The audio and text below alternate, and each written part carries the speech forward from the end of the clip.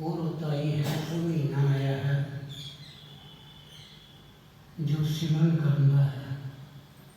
ना सर्दी है ना गर्मी है।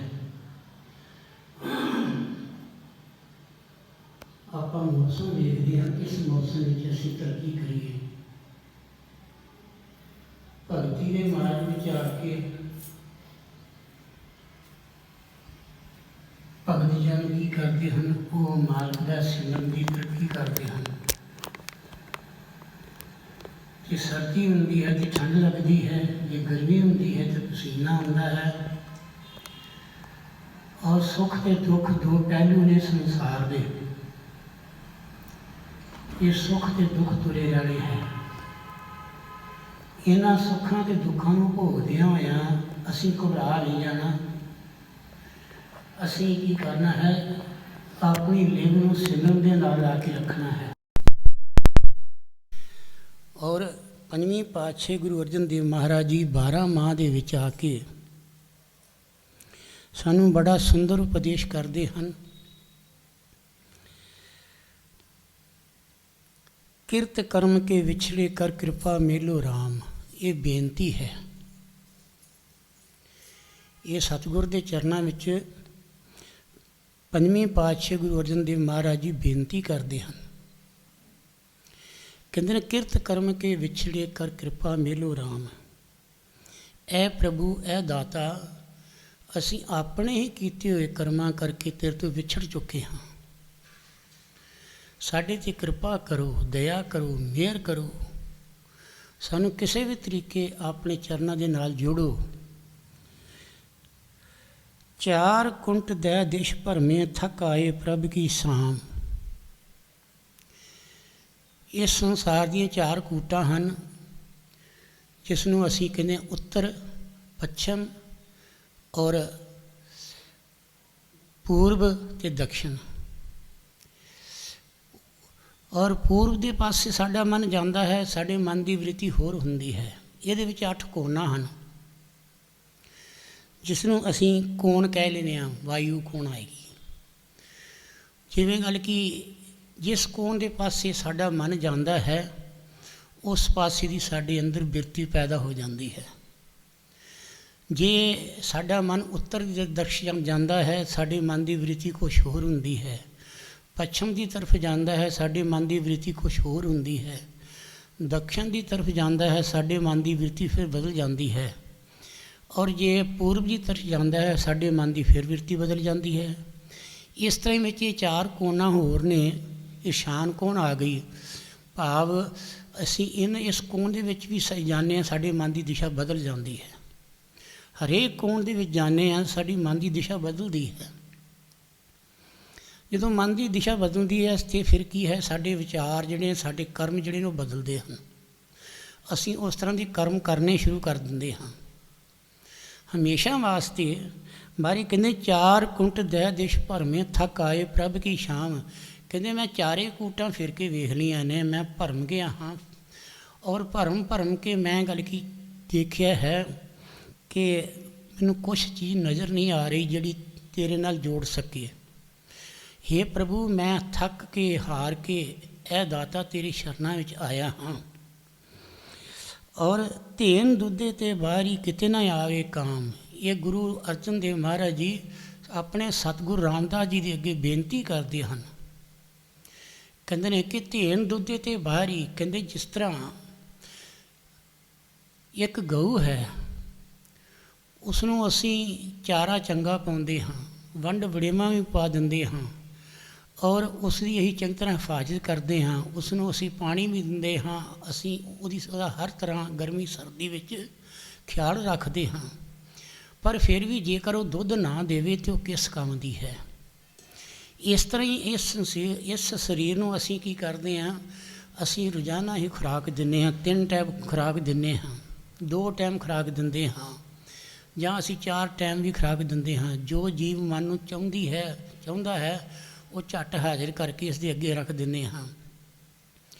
पर जे ये संसार विच आके मालिक की इबादत ना शरीर करे, सेवा ना करे, सिमरन ना करे, सत्संग ना करे, अपने आप नूं जागृत विच ना लियावे, तो कहते हैं कि फिर ये किसी काम जोगा नहीं रहिंदा, ये किसी काम नहीं।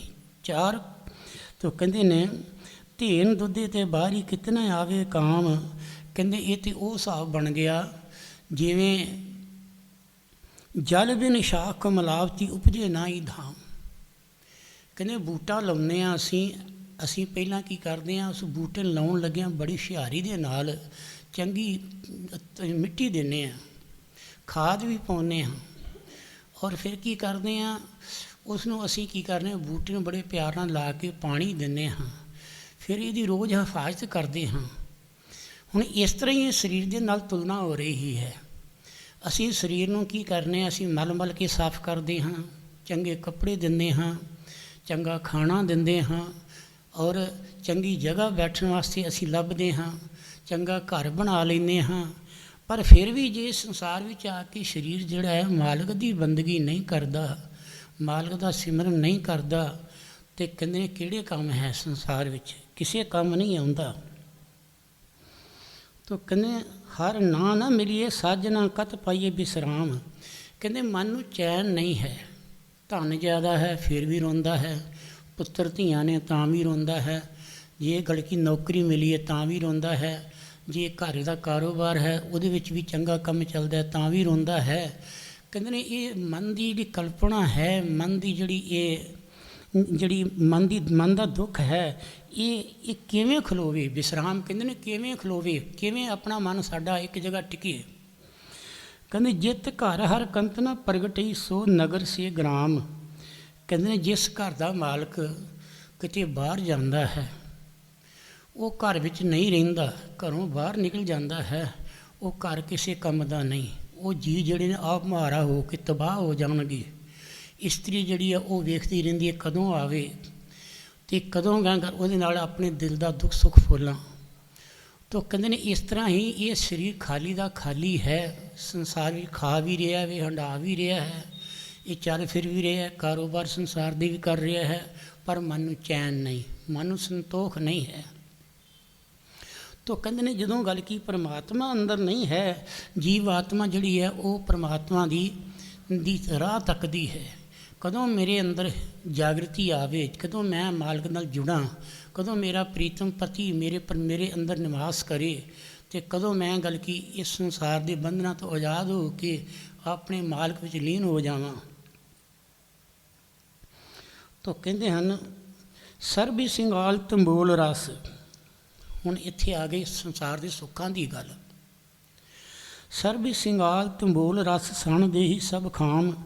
कहते हैं कि संसार में आके इस शरीर को बड़े सुख दिते, बड़े अच्छे कपड़े दिते, बड़ा चंगा खाना दिता, चंगे चंगे असी गल की साधन भी जुटा ले। पर कहते हैं कि फिर खाण वास्ते की कीते ने असी रस जिहड़े ने असी अपने मन भाउंदे बना के खांदे हाँ। तो ये जिहड़ी देही है इहदी खामी जिहड़ी है एक वो दूर नहीं हो रही, क्योंकि इहनूं चैन नहीं आ रहा, इहनूं संतोष नहीं आ रहा, इहनूं शांति नहीं मिल रही, इहनूं सुख नहीं मिल रहा, इहदा टिकाव नहीं हो रहा। इस करके मारे कहते प्रभ स्वामी कंत विहूणियाँ मीत सज्जन सब जान। कहते एक परमात्मा ही नहीं, बाकी चीज़ां सारियां कोल ने। ये परमात्मा दे ना होण करके काम होण दिया है। असी रोंदे फिरदे हाँ, असी एक दूजे वाल वेख के सड़दे भुजदे भी हाँ, एक दूजे वाल दियां शक्लां वेख के असी मोहित भी हो जाते हाँ। और इन्हां दा दुख उठाउण वास्ते फिर कर्म बनता है। कर्म बनती कर्म जिहड़ा है संकल्प विकल्प करके बनता है। इस करके महाराज जी कहते हैं कि सानू कृपा करो दाता, मेरे ते दया करो, तू मित्र बन के मेरा हितैषी बन के मैनू इन्हां जमा तो छुड़ा लै। नानक की बेनंतिया कर कृपा दीजे दान नाम। कहते पंजवें नानक गुरु अर्जन देव महाराज जी कहते हैं मैं बेनतियां करदा हाँ, मैं सच्चा पातशाह मैं तेरे अगे अरदासां करदा हाँ कि मैनू कल की कृपा कर, अपना सिमरन दे जिस तरीके नाल मैं तेरे नाल जुड़ जावां।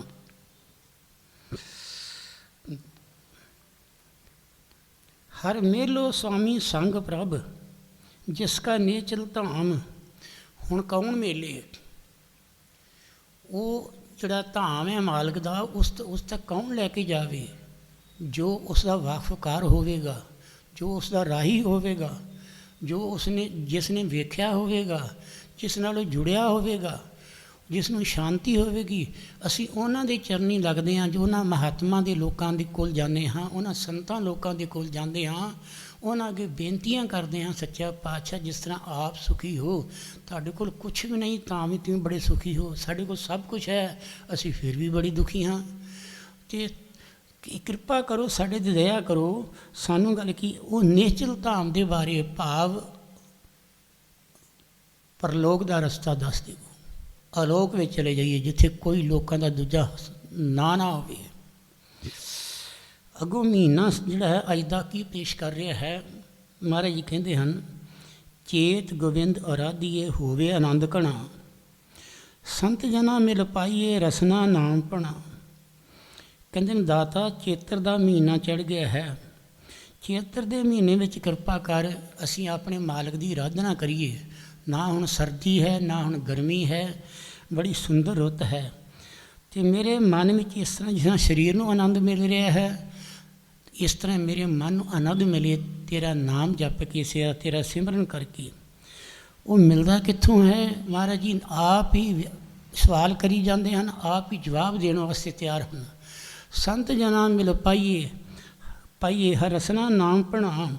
ਕਹਿੰਦੇ ਸੰਤਾਂ ਦੀ ਗੱਲ ਕੀ ਸ਼ਰਨ ਵਿੱਚ ਜਾ ਕੇ, ਉੱਥੇ ਜਾ ਕੇ ਉਹਨਾਂ ਦੀ ਸੰਗਤ ਕਰਕੇ, ਉਹਨਾਂ ਦੀ ਸੋਭਤ ਕਰਕੇ, ਉਹਨਾਂ ਦਾ ਦਰਸ਼ਨ ਕਰਕੇ, ਉਹਨਾਂ ਦੀ ਕੀਰਤੀ ਵੇਖ ਕੇ, ਉਹਨਾਂ ਦਾ ਕਰਮ ਵੇਖ ਕੇ ਸੱਚਾ ਪਾਤਸ਼ਾਹ ਮੇਰੇ ਅੰਦਰ ਆਨੰਦ ਆ ਜਾਵੇਗਾ, ਮੈਨੂੰ ਵੀ ਲਗਨ ਲੱਗ ਜਾਵੇਗੀ, ਔਰ ਮੈਂ ਮਾਲਕ ਦਾ ਨਾਮ ਸਿਮਰਨਾ ਸ਼ੁਰੂ ਕਰ ਦੇਵਾਂਗਾ। ਜਿਨ ਪਾਇਆ ਪ੍ਰਭ ਆਪਣਾ ਆਏ ਤਿਸੇ ਗਣਾ। ਧਰਤੀ ਉੱਤੇ ਅਨੇਕਾਂ ਜੀਵ ਜਨਮ ਲੈਂਦੇ ਹਨ, ਅਨੇਕਾਂ ਹੀ ਮਰ ਜਾਂਦੇ ਹਨ, ਕਿਸੇ ਦਾ ਨਾਮ ਨਹੀਂ ਰਹਿੰਦਾ। ਪਰ ਤੁਸੀਂ ਗੌਰ ਨਾਲ ਤੱਕੋ ਆਪਣੇ ਅੰਦਰ ਝਾਤੀ ਮਾਰ ਕੇ ਕਿ ਸਤਯੁਗ ਤੋਂ ਲੈ ਕੇ ਕਲਯੁਗ ਚੱਲਣ ਰਿਹਾ ਹੈ, ਇਹਦੇ ਵਿੱਚ ਜਿੰਨੇ ਮਹਾਨ ਮਹਾਂਪੁਰਸ਼ ਆਏ, ਉਹਨਾਂ ਦਾ ਕੁਝ ਕੁ ਨਾਮ ਜਿਨ੍ਹਾਂ ਦਾ ਚੇਤੇ ਰਹਿ ਗਿਆ ਹੈ, ਉਹ ਸੰਸਾਰ 'ਚ ਅੱਜ ਵੀ ਅਮਰ ਹਨ। ਮਾਰਕੰਡੀ ਰਿਸ਼ੀ ਵਰਗੇ, ਬਿਆਸ ਰਿਸ਼ੀ ਵਰਗੇ, ਜਾਂ ਇਸ ਤੋਂ ਸੰਸਾਰ ਵਿੱਚ ਆ ਕੇ ਹੋਰ ਭਗਤ ਜਨ ਆ ਗਏ, ਕਬੀਰ ਸਾਹਿਬ ਵਰਗੇ, ਰਵੀਦਾਸ ਜੀ ਵਰਗੇ, ਜਾਂ ਧੰਨੇ ਜੱਟ ਵਰਗੇ। ਤੋਂ ਕਹਿਣ ਦਾ ਭਾਵ ਇਹ ਹੈ ਕਿ ਮਾਰੇ ਕਹਿੰਦੇ ਨੇ ਕਿ ਇਸ ਸੰਸਾਰ ਵਿੱਚ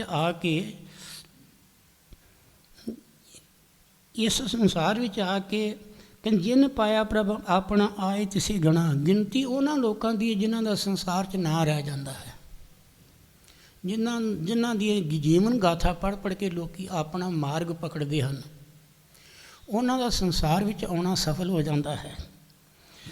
ਉਹ ਗਿਣਤੀ ਉਹਨਾਂ ਦੀ ਹੈ ਸੰਸਾਰ ਵਿੱਚ। ਬਾਕੀ ਤੇ ਕੀੜੇ ਮਕੌੜੀ ਤਰ੍ਹਾਂ ਆਏ ਮਰ ਗਏ, ਪਸ਼ੂਆਂ ਵਾਂਗੂ ਆਏ ਮਰ ਗਏ, ਜਾਂ ਪਰਿੰਦਿਆਂ ਵਾਂਗੂ ਆਏ ਮਰ ਗਏ, ਉਹਨਾਂ ਨੂੰ ਕੋਈ ਨਹੀਂ ਜਾਣਦਾ। ਇੱਕ ਖਿਨ ਤਿਸ ਬਿਨ ਜੀਵਣਾ ਬਿਰਥਾ ਜਨਮ ਜਨਾ। ਕਹਿੰਦੇ ਜੀਵਨ ਨੂੰ ਲਾਹਨਤ ਪਾ ਰਹੇ ਹਨ। ਕਹਿੰਦੇ ਮਹਾਰਾਜ ਸੱਚਾ ਪਾਤਸ਼ਾਹ ਇੱਕ ਖਿਨ ਮਾਤਰ ਵੀ ਤੇਰੇ ਤੋਂ ਮੇਰੀ ਸੁਰਤੀ ਟੁੱਟ ਜਾਵੇ ਅਤੇ ਗੱਲ ਕੀ ਉਹ ਬਿਰਥਾ ਚਲਿਆ ਜਾਂਦਾ ਸਮਾਂ, ਉਹ ਬਿਰਥਾ ਚਲਿਆ ਜਾਂਦਾ ਹੈ। ਤੇਰੇ ਤੋਂ ਬਿਨਾਂ ਸੰਸਾਰ ਵਿੱਚ ਇੱਕ ਸਾਹ ਲੈਣਾ ਵੀ ਔਖਾ ਹੈ, ਉਹ ਵੀ ਬਿਰਥਾ ਹੈ। ਜਲ ਥਲ ਮਈਲ ਪੂਰਿਆ ਰਵਿਆ ਵਿੱਚ ਬਣਾ। ਕਹਿੰਦੇ ਅਜੇ ਇੰਨੀ ਹੈਰਾਨਗੀ ਵਾਲੀ ਗੱਲ ਹੈ, ਤੂੰ ਜਲ ਵਿੱਚ ਵੀ ਹੈ, ਥਲ ਵਿੱਚ ਵੀ ਹੈ, ਆਕਾਸ਼ ਵਿੱਚ ਵੀ ਹੈ, ਧਰਤੀ ਵਿੱਚ ਵੀ ਹੈ, ਔਰ ਪਾਣੀ ਵਿੱਚ ਵੀ ਹੈ। ਤੂੰ ਕਹਿੰਦੇ ਨੇ ਕਿੱਥੇ ਤੂੰ ਨਹੀਂ ਹੈ, ਹਰ ਜਗ੍ਹਾ ਤੂੰ ਬਿਰਾਜਮਾਨ ਹੈ, ਪਰ ਮੈਨੂੰ ਨਜ਼ਰ ਨਹੀਂ ਆ ਰਿਹਾ, ਕਿਉਂਕਿ ਮੇਰੀ ਉਹ ਅੱਖ ਨਹੀਂ ਖੁੱਲ੍ਹੀ ਅਜੇ। ਉਹਨਾਂ ਮਹਾਂਪੁਰਖਾਂ ਨੇ ਮੈਨੂੰ ਅਜੇ ਅੱਖ ਨਹੀਂ ਦਿੱਤੀ ਅਜੇ, ਉਹਨਾਂ ਦੀ ਮੈਂ ਸੰਗਤ ਨਹੀਂ ਕੀਤੀ ਅਜੇ, ਉਹਨਾਂ ਦਾ ਵਚਨ ਨਹੀਂ ਮੰਨਿਆ। ਅਤੇ ਕੀ ਹੈ ਕਿ ਮੈਂ ਇਸ ਕਰਕੇ ਉਸ ਅੱਖ ਤੋਂ ਖਾਲੀ ਹਾਂ ਜਿੱਥੇ ਪ੍ਰਮਾਤਮਾ ਜਿਹੜਾ ਹੈ ਮੈਨੂੰ ਨਜ਼ਰ ਨਹੀਂ ਆ ਰਿਹਾ। ਸੋ ਪ੍ਰਭ ਚਿਤ ਨ ਆਵਈ ਕਿਤੜਾ ਦੁੱਖ ਗਣਾ। ਕਹਿੰਦੇ ਨੇ ਕਿ ਕਿੱਡੇ ਦੁੱਖ ਦੀ ਗੱਲ ਹੈ। ਉਹ ਰਹਿੰਦਾ ਵੀ ਹਰ ਜਗ੍ਹਾ ਮੌਜੂਦ ਹੈ, ਸਾਰਿਆਂ ਘਾਟਾਂ ਵਿੱਚ ਬਿਰਾਜਮਾਨ ਹੈ, ਪਰ ਸਾਨੂੰ ਨਜ਼ਰ ਨਹੀਂ ਆ ਰਿਹਾ। ਸਾਨੂੰ ਗੱਲ ਕੀ ਉਹ ਪ੍ਰਮਾਤਮਾ ਮਿਲ ਨਹੀਂ ਰਿਹਾ, ਉਹਦਾ ਸਾਨੂੰ ਪਤਾ ਨਹੀਂ ਲੱਗ ਰਿਹਾ। ਇਹ ਬੜੇ ਵੱਡੇ ਦੁੱਖ ਦੀ ਗੱਲ ਹੈ। ਜਿਨੀ ਰਾਵਿਆ ਸੋ ਪ੍ਰਭੂ ਤਿੰਨਾ ਭਾਗ ਮਣਾ। ਕਹਿੰਦੇ ਜਿਨ੍ਹਾਂ ਨੇ ਆਪਣੇ ਪ੍ਰੀਤਮ ਨੂੰ ਗੱਲ ਕੀ ਯਾਦ ਕੀਤਾ ਹੈ, ਜਿਨ੍ਹਾਂ ਨੇ ਆਪਣੇ ਪ੍ਰੀਤਮ ਦੀ ਆਰਾਧਨਾ ਕੀਤੀ ਹੈ, ਜਿਨ੍ਹਾਂ ਨੇ ਆਪਣੇ ਪ੍ਰੀਤਮ ਨੂੰ ਗੱਲ ਕੀ ਸਿਮਰਿਆ ਹੈ, ਕਹਿੰਦੇ ਉਹ ਤੇ ਭਾਗਾਂ ਵਾਲੇ ਹੋ ਗਏ। ਫਿਰ ਕਿੰਨੇ ਭਾਗਾਂ ਵਾਲੇ? ਕਹਿੰਦੇ ਮਣਾ ਮੋਹੀ ਭਾਗਾਂ ਵਾਲੇ ਹੋ ਗਏ। ਹਰ ਦਰਸ਼ਨ ਕੋ ਮਨ ਲੋਚਦਾ, ਨਾਨਕ ਪਿਆਸ ਮਨਾ। ਤੋ ਗੁਰੂ ਅਰਜਨ ਦੇਵ ਮਹਾਰਾਜ ਜੀ ਅੰਤ ਵਿੱਚ ਆ ਕੇ ਕਹਿੰਦੇ ਨੇ ਕਿ ਮੇਰੇ ਅੰਦਰ ਲੋਚਨਾ ਲੱਗੀ ਹੋਈ ਹੈ, ਤੜਫ ਲੱਗੀ ਹੋਈ ਹੈ ਆਪਣੇ ਹੇ ਹਰੀ ਤੈਨੂੰ ਮਿਲਣ ਦੇ ਵਾਸਤੇ, ਹੇ ਪ੍ਰਮਾਤਮਾ ਤੈਨੂੰ ਮਿਲਣ ਦੇ ਵਾਸਤੇ ਮੈਨੂੰ ਲੋਚਨਾ ਲੱਗੀ ਹੋਈ ਹੈ, ਤਰਸ ਰਿਹਾ ਹਾਂ ਮੈਂ, ਮੇਰੇ ਅੰਦਰ ਇਹ ਪਿਆਸ ਲੱਗੀ ਹੋਈ ਹੈ, ਇਹ ਪਿਆਸ ਬੁੱਝ ਨਹੀਂ ਰਹੀ, ਕਿਰਪਾ ਕਰੋ, ਦਇਆ ਕਰੋ, ਮਿਹਰ ਕਰੋ। ਕੀ ਕਰੋ? ਚੇਤ ਮਲਾਏ ਸੋ ਪ੍ਰਭੂ ਤਿਸਕੀ ਪਾਏ ਲਗਾ। ਕਹਿੰਦੇ ਨੇ ਜਿਹੜਾ ਮੈਨੂੰ ਚੇਤਰ ਦੇ ਮਹੀਨੇ ਵਿੱਚ ਆ ਕੇ ਉਸ ਮਾਲਕ ਨਾਲ ਜੋੜ ਦੇਵੇ, ਮੈਂ ਉਹਦੇ ਚਰਨਾਂ ਦਾ ਦਾਸ ਬਣ ਜਾਵਾਂ, ਮੈਂ ਉਸ ਨੂੰ ਆਪਣੇ ਮਸਤਕ ਉੱਤੇ ਬਿਠਾ ਲਵਾਂ, ਮੈਂ ਉਸ ਨੂੰ ਆਪਣੇ ਹਿਰਦੇ ਵਿੱਚ ਵਸਾ ਲਵਾਂ, ਜਿਹੜਾ ਮੇਰੇ ਪ੍ਰੀਤਮ ਨਾਲ, ਮੇਰੇ ਪਰਮਾਤਮਾ ਨਾਲ ਜੋੜ ਦੇਵੇ। ਤੋ ਇਹ ਹੈ, ਹਰ ਇੱਕ ਮਹੀਨਾ ਆਉਂਦਾ ਹੈ, ਚਲਿਆ ਜਾਂਦਾ ਹੈ, ਪਰ ਜਾਣ ਲੱਗਿਆਂ ਕੀ ਕਰਦਾ ਹੈ? ਸਾਨੂੰ ਕੁਛ ਉਪਦੇਸ਼ ਦੇ ਜਾਂਦਾ ਹੈ।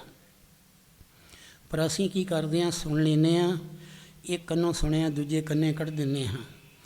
ਪਰ ਯਾਦ ਰੱਖੋ, ਜਿੰਨਾ ਚਿਰ ਚੀਜ਼ਾਂ ਬਣਾ ਕੇ ਅਸੀਂ ਰੱਖੀ ਜਾਵਾਂਗੇ, ਖਾਵਾਂਗੇ ਨਹੀਂ, ਉਹਨਾਂ ਦੇ ਸਵਾਦ ਦਾ ਸਾਨੂੰ ਪਤਾ ਨਹੀਂ ਲੱਗੇਗਾ।